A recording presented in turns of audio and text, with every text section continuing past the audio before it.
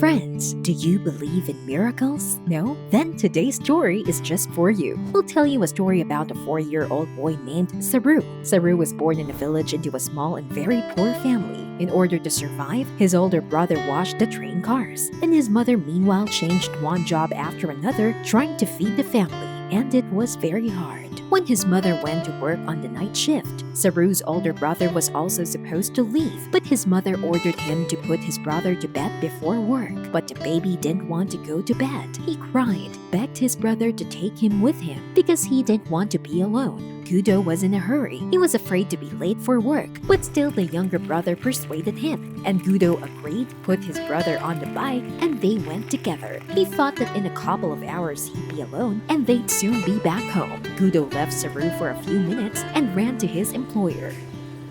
When the 4-year-old boy was left alone, he curiously went into the first car that came and fell asleep from fatigue. He didn't wake up until the train started. It's difficult to imagine what the child felt at that moment when the train took the boy further and further away. The trip lasted about 2 days, after which the train stopped in the city of Kolkata. That was on the other side of the vast country. The noisy city, which was so different from his native village, scared the boy. Saroo didn't know what to do or where he was. No one paid any attention to him. Everyone thought he was just another beggar. Saroo spent a few days in the big city, sleeping wherever he had to.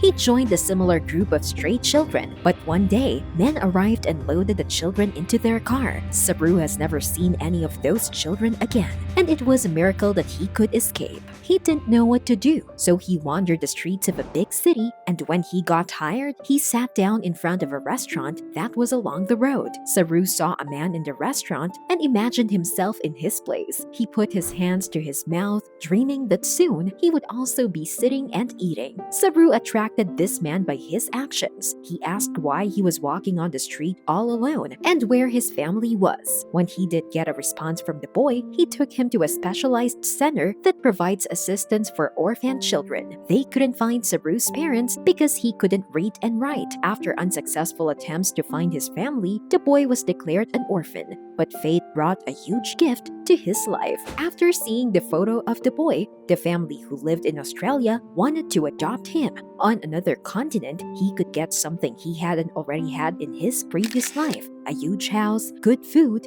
and loving and caring parents. Life in Australia was very different from what he had in India. There, he met new friends and went to school. He could afford everything he wanted because he lived in a rich and prosperous family. Despite this, he couldn't forget about his native village, loving mother, and caring brother. He had a map of India in his room. He constantly looked at it and wondered if he would ever be able to meet his native family, if he would ever see his mother, if she would recognize him. After a while, he still hoped that one day he would be able to find and embrace his family and friends. Studying in college, he could spend hours looking at Google Earth, where he looked at a map of India trying to find his village.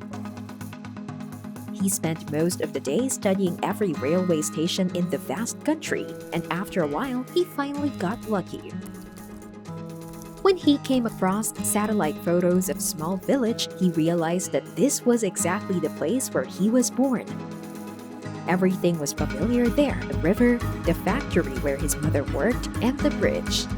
Without a second thought, Saroo finally came to India and found his village. He wondered if they wouldn't recognize him.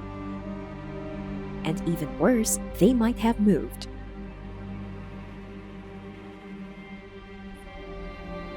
As he stood there in confusion, an elderly woman came up behind him and gave him a big hug. A long meeting with his mother, lasting 20 years, still took place. It took him a moment to recognize the woman as his mother, but she immediately knew that the man standing in front of her house was his beloved long-lost son. Saroo learned that on the day the train took him away, his mother lost 2 sons at once. Guido died that day while running across railway tracks while searching for his younger brother. He told his mother that all his friends and neighbors told him that he'd never be able to find his family because it was like finding a needle in a haystack. Saroo currently lives in Australia and runs a business and sends most of his money to his family in India. And several times a year, he and his foster parents go to visit their mother and sister in India.